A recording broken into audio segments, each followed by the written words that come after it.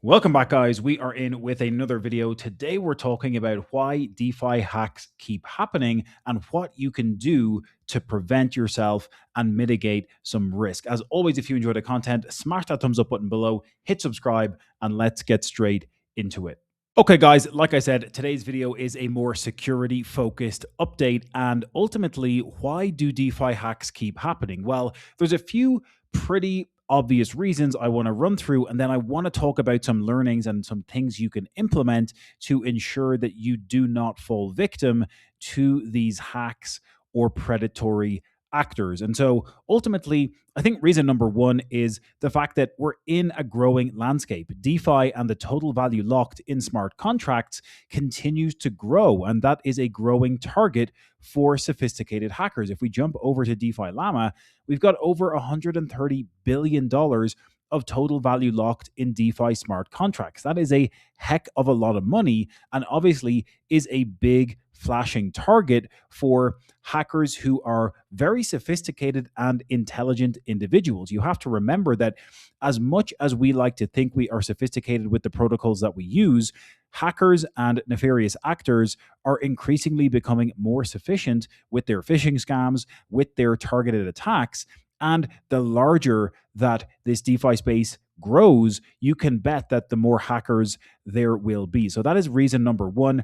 I think reason number two is also, the speed and the security culture of crypto and DeFi. You often have projects in this space that are rushing to iterate, improve, and obviously deploy code, shipping faster, making their protocols better for end users. And ultimately, sometimes that can come at the expense of security. When teams are working in a sprint and startup manner, they're shipping fast and then maybe thinking about patching code later. So that is obviously not a best practice way to approach things, but with the inherent speed at which this whole ecosystem evolves, it is possible, and we've seen it happen, where code gets shipped with bugs or vulnerabilities, and ultimately that culture around speed and optimization can actually be a negative in the medium term. So that is one of the other reasons I think why these things keep happening. The third reason is that smart contracts and obviously everything happening in Web3 and crypto, they're public and permanent. You know that oftentimes with the nature of blockchain technology, everything is open and transparent. The code is often open source, which means attackers get essentially unlimited time and attempts to attack the code, because ultimately everything being open source, they can go to GitHub, they can ultimately download and parse every single line of code looking for vulnerabilities. And that is ultimately what many of these sophisticated hackers are doing full time. They are ultimately, the ones that are a little bit more moral are maybe doing it to obtain bug bounties, but then the nefarious actors are ultimately just trying to exploit lines of code from these open source code repositories and open source smart contracts. So obviously, the more that we get these open source protocols, the more at bats the nefarious actors have to ultimately penetrate these open source smart contracts. So that is reason number three. And then I think reason number four is human psychology. We are all human at the end of the day. Sometimes greed can get the better of us. We can ultimately take more risk than maybe we should at certain times. And part of what we do in the UIG and with our fast track clients is obviously steer you in the direction of blue chip, stable yielding opportunities. But human psychology can and will often get in the way, which means that, as a user, you might take more risk than you ultimately need to, and you might approve a transaction on a hardware device that you should not have approved. You might actually be aping into certain protocols that are quoting, 500, 600, 700% APY, and not ultimately have done your due diligence on that protocol because you are getting blinded by the high percentage APYs. So at the end of the day, sometimes we ourselves are to blame for the greed or the excessive risk that we end up taking. And so these are some of the reasons why hacks keep happening. And sometimes it is the third-party nature of the protocols we use. And then sometimes it is the errors of the human psychology that we find ourselves making as well.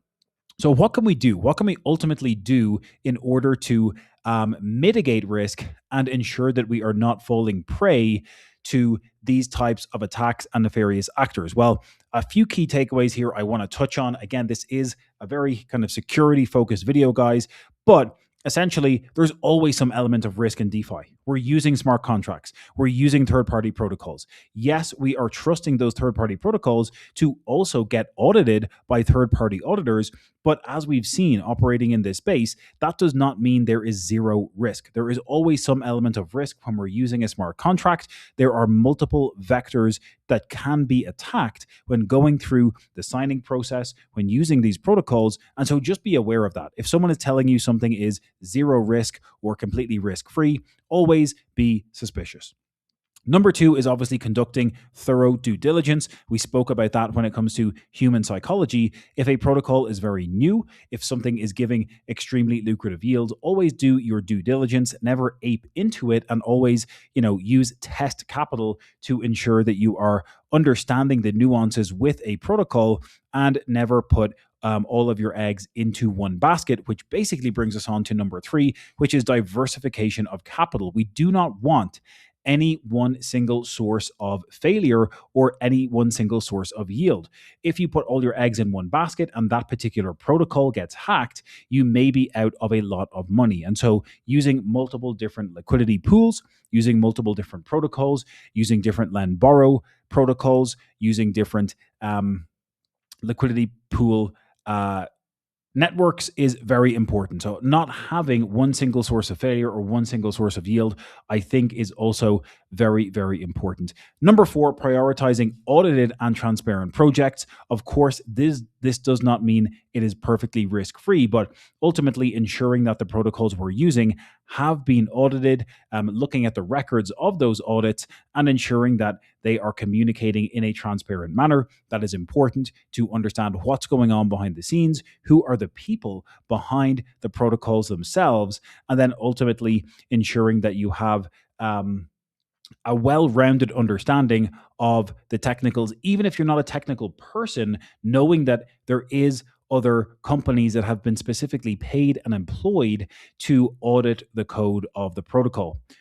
Number five is being aware of hype and leverage risks. Again, talking about chasing yield a moment ago, it's important not to get overzealous with taking risk. We need to ensure that we are obviously understanding that using leverage or excessive leverage can ultimately lead to liquidations on certain protocols. Beware of protocols that are hyping up excessive returns because oftentimes they may be paying KOLs or paying influencers to hype up their token, hype up their protocol. That is something you need to be aware of and use discernment when ultimately parting ways with your hard earned money into these smart contracts. And finally, number six is securing your personal assets. We obviously always talk about using hardware devices, ensuring that you're using those to execute security best practices for signing transactions, whether it's from your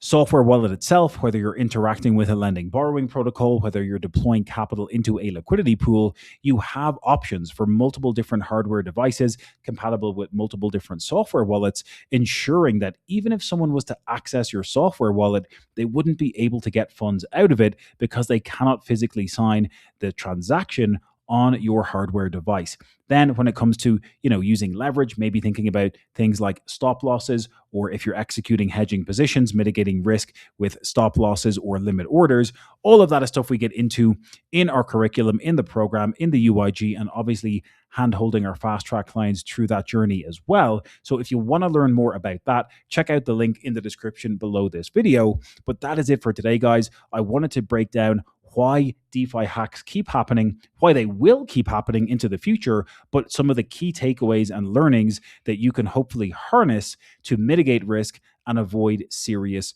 breaches.